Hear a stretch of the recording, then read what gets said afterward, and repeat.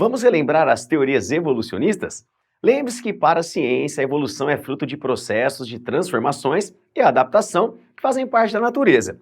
Mas como será que essas transformações e adaptação ocorrem? Inicialmente, temos duas teorias evolucionistas que tentam explicar esses fenômenos. E a primeira delas é a teoria de Jean-Baptiste Lamarck, o chamado Lamarckismo. Para Lamarck, nascido no século XVIII, os seres vivos isoladamente se transformam durante sua vida. Por exemplo, uma galinha não é apenas um pintinho que cresceu, mas sim um ser fruto de transformações. Lamarck acreditava que essas transformações ocorriam devido à necessidade imposta pelo ambiente. Assim, se um ser vivo precisasse usar uma certa estrutura do corpo, aos poucos ele iria desenvolvê-la, e se não precisasse utilizá-la, ele iria atrofiá-la. Lamarck chama isso de lei do uso e desuso. Assim, por exemplo, ele justificava que nas cavernas aquáticas os peixes são comumente cegos pela não necessidade da visão, já que o ambiente é escuro, o que promove a atrofia dos olhos. Para esse evolucionista, as características adquiridas durante a vida, de alguma maneira, eram herdadas pela próxima geração, e isso justificava as mudanças na população ao longo do tempo. Assim, podemos resumir a teoria lamarquista da seguinte maneira: o ambiente impõe uma necessidade, ocorre a lei do uso e desuso e, posteriormente, transmissão dos caracteres adquiridos, levando a espécie à adaptação. Ou seja, para Lamarck, a adaptação, ou seja, o sucesso de uma espécie, é oriundo de uma transformação proposital de acordo com uma necessidade imposta pelo meio.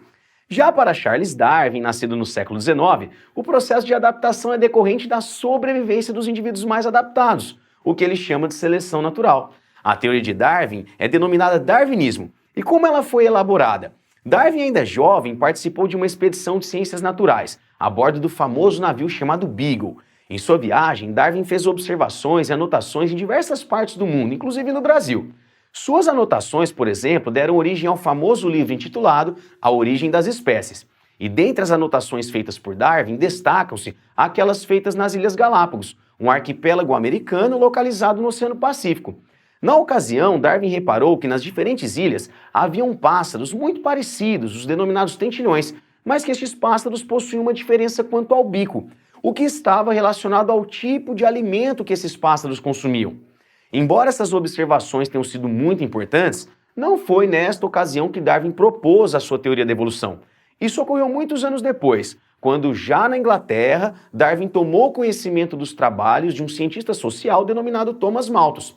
Para Malthus, elaborador da teoria malthusiana, a miséria humana que ocorria na Europa naquela época era decorrente de um aumento da população humana muito maior que a produção de alimento. Como não havia alimento para todos, ocorriam episódios de violência, migrações e morte.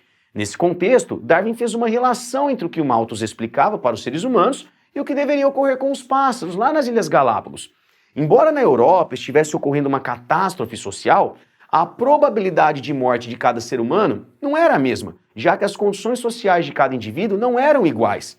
Darwin, então, fez um paralelo, propondo que nas Ilhas Galápagos a sobrevivência dos pássaros deveria estar relacionada ao tipo de alimento encontrado em cada ilha, sendo o alimento, então, o fator que selecionava o bico mais vantajoso.